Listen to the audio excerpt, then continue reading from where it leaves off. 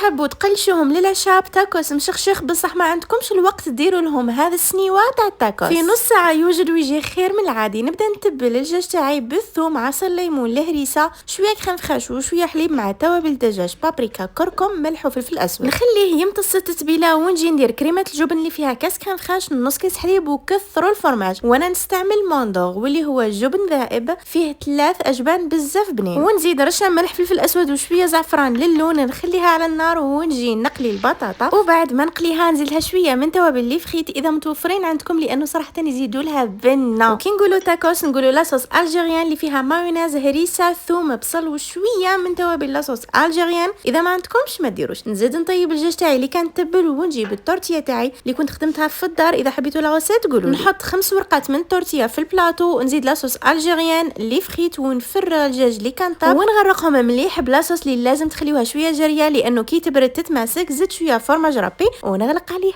بهذه الطريقه، وزدت شويه من هذيك لاصوص من فوق باش يتقراطينا لي مليح في الفور. والتاكوس تاعي راه واجد، راح يخرج لكم 4 كبار ولا 6 متوسطين، يجي مشمخ وبزاف بزاف بنين. لازم تجربوه. وهذا ما كان.